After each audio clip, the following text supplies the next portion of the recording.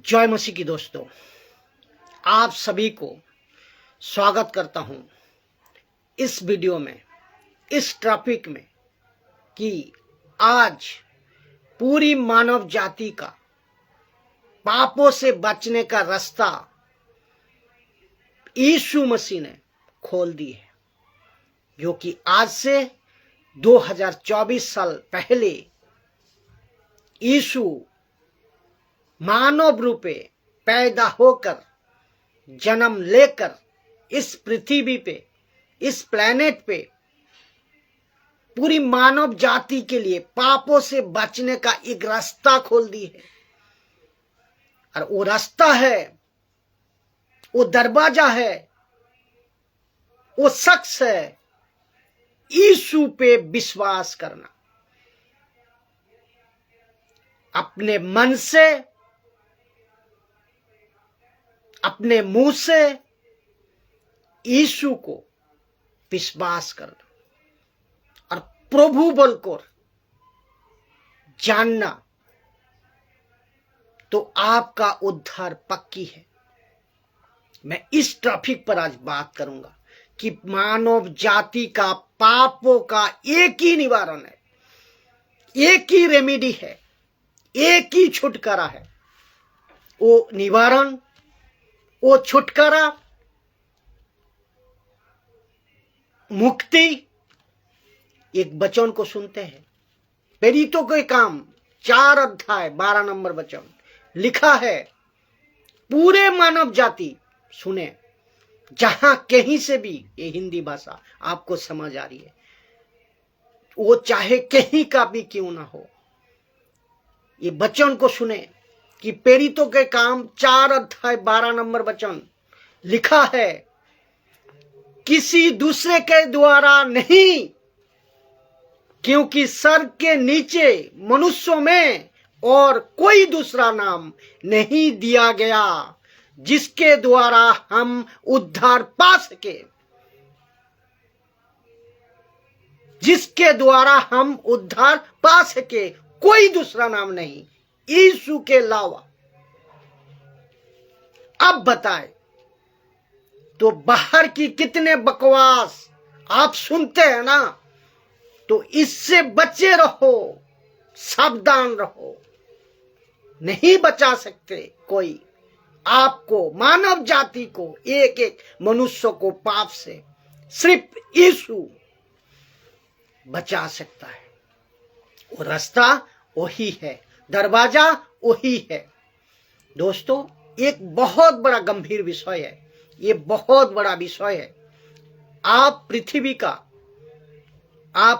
का इंसान, आप किसी भी कोने से लेकर किसी भी कोने तक आप जा सकते हो। ये संभव है।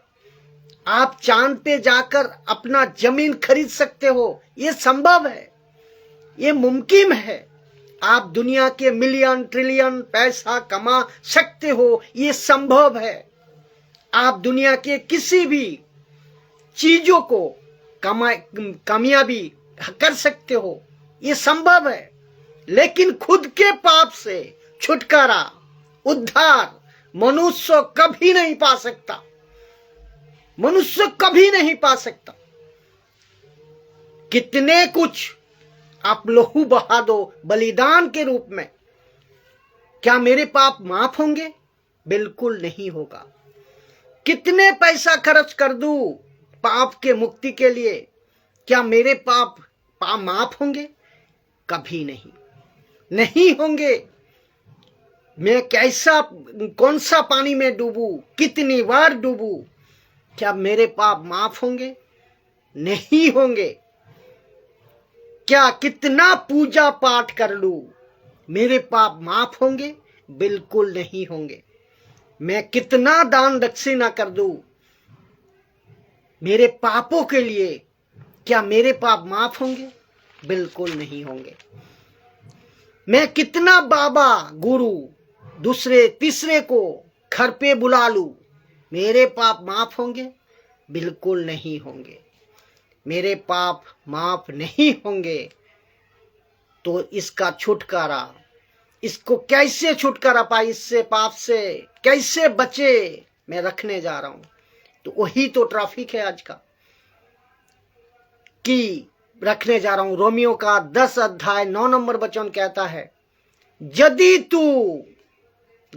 तू अपने मुंह से यीशु को प्रभु जानकर अंगीकार करे, अपने मन से विश्वास करे कि परमेश्वर ने उसे मरे हुए से जिलाया है, तो तू निश्चय उद्धार पाएगा।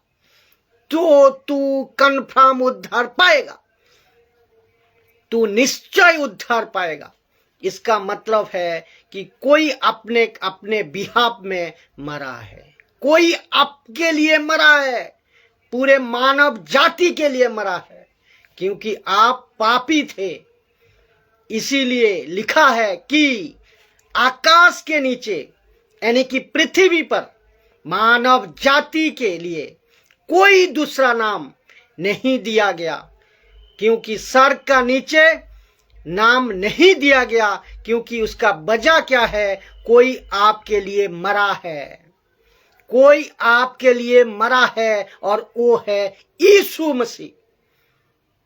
दोस्तों, बहुत दुख लगता है ऐसी बात बोलते हैं, जो बहुत दुख लगता है कि अफसोस भी होता है, और उनका अंत कैसे होगा उसको सोचकर अफसोस होता है कि यीशु मसीह को कहते हैं हम क्यों माने, और क्यों कहते हैं, कहते क्या है, जो खुद को 3 कीले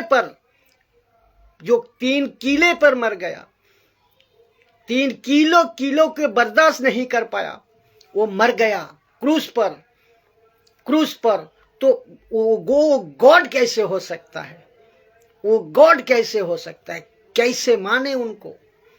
तो मेरे भाई, तो मेरी बहन, तो मेरे दोस्त, दुनिया का कहीं भी हो, आप जहां कहीं से भी हो, लूसीफर ने बताया शैतान है, लूसीफर ने बताया शैतान है। दूसरी बात, यही तो शैतान ने तुमको धोखे में रखा है, यही तो शैतान ने आपका बुद्धि को अंधी कर को रखा है, ऐसी इमेज बना दी आपकी बुद्धि की, तुम्हारी यीशु के लेकर ऐसे बुद्धि बनाकर रखा है कि यीशु को लेकर कि तुम ऐसे सोचो कि वो गॉड कैसे हो सकता है, वो कैसे गॉड हो सकता है, ऐसे बुद्धि बना को रखी है।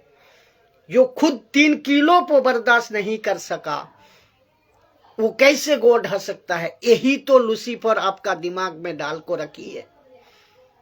लेकिन उसने दूसरा पहलू नहीं सिखाया। किसने? लूसीफर ने आपको दूसरा पहलू नहीं सिखाया, नहीं दिखाया, आपका दिमाग में नहीं डाला या नहीं बताया कि 3 किलो पर इसलिए तुम्हारे मरा यीशु, 3 किलो पर इसलिए मरा यीशु कि तुम्हारे पाप से तुम्हें आजाद करने, मानव जाति तुम्हारे पाप से तुम्हें आजाद करने, पूरे मानव जाति की पाप से आजाद करने के लिए वो मरा है। और उसने नहीं बताया ये चीजें आपको, आपका दिमाग को भ्रष्ट कर को रखा है। आप खुद सोचे। और ये बताती है कौन? बाइबल, सच्चा परमेश्वर का वचन, जीवित परमेश्वर का वचन, ये बताती है। आप इसको आप सुनो। अभी जो अविश्वासी मुझे सुन रहे हैं, वो जहां कहीं से भी हो, आपका मन में प्रश्न होगा, मैं पापी हूं तो मैं कैसे बचे? तो रास्ता बताए, मैं वही तो बता रहा हूं आपको। तो आपने कहा, मैंने अभी कहा कि पाप से बचो, बचने का एक ही निवारण, एक ही रास्ता, एक ही छुटकारा, वो है यीशु के द्वारा, वो यीशु के द्वारा। ये प्रश्न है ना आपका मन में? तो यही रास्ता है और मैंने आपको कहा कि पापों से छुटकारा निवारण का एक ही रास्ता है, वो है यीशु मसीह। क्यों मरे वो क्रूस पे आपके लिए, और यही वजह है। तो मुझे करना क्या है, अभी आपका प्रश्न होगा, मुझे करना क्या है? मुझे अपना धर्म बदलना है? आपका मन में प्रश्न होगा। बिल्कुल नहीं। मुझे आपका धर्म बदलना है? बिल्कुल नहीं, जी नहीं। क्या मुझे अपना नाम बदलना होगा? जी नहीं। क्या मुझे कल्चर, कपड़े बदलना होगा? जी नहीं, नहीं होगा कुछ बदलना, क्योंकि लिखा है, बिल्कुल साफ क्लियर लिखा है, यदि तू अपने मुंह से यीशु को प्रभु जानकर, ये जो शब्द है प्रभु जानकर, इंग्लिश में लिखा है लॉर्ड, LORD। ऐसा क्यों आपको बताओ। शैतान ने मानव जाति पर किया प्रभुता। यीशु पृथ्वी पर आए उसी की प्रभुता को खत्म करने। किसकी? शैतान की। तो आपको स्वीकार करना होगा कि मैं उसकी प्रभुता पे नहीं, किसकी? शैतान की प्रभुता पे अब नहीं, अब मैं यीशु की प्रभुता में चलूंगा। इसीलिए आपको यीशु को प्रभु जानकर करके स्वीकार करना। लिखा है कि प्रभु जानकर अंगीकार करे, उसकी उद्धार होगा, आपकी उद्धार होगा। कितनी सिंपल सी बात है, कितनी साधारण सी बात है। मुंह से कबूल करो, मन से विश्वास करो कि यीशु मेरा प्रभु है, बस फिनिश मैटर। आपका पूर्वजों का, आपका दादा का, बाप का, जो भी पूर्वजों का श्राप है, बंधन है, दुष्ट आत्मा का है, पाप है, हर एक पापों से एक झटके में फिनिश, आप मुक्त हो जाओगे। आजकल मैं बताता हूं, जो आजकल सो कॉल्ड का प्रचारक है, पास्टर, जो सो कॉल्ड मिनिस्ट्री करने वाले बड़े बड़े जो मोटिवेशनल टीचर है, इन सभी को मैं बड़े सख्त बातों से कहना चाहता हूं कि यीशु की वचन का मजाक मत उड़ाओ। यीशु की वचन का मजाक मत उड़ाओ। जब तुम किसी को प्रार्थना करते हो ना, विश्वासी को, उसको मत बोलो कि मैं देख रहा हूं कि तुम्हारे ऊपर श्राप है, मैं देख रहा हूं कि तुम्हारे ऊपर बंधन है, मैं देख पा रहा हूं कि तुम किसी भी जादू टोना के शिकार हो, मैं देख रहा हूं कि तुम्हारे ऊपर पूर्वजों का श्राप है। ये सब बकवास है, ये सब मूर्खता का टीचिंग है। क्योंकि वचन कहता है, दूसरा करंथियों 5:17 वचन कहते हैं कि आगे लिखा है कि यदि कोई मसीह में है वो नई सृष्टि है। और एक झटके में आप वचन को पढ़िए कि निश्चय है ये, उसका उद्धार हो जाता है उसी पल, उसी क्षण, उसी क्षण।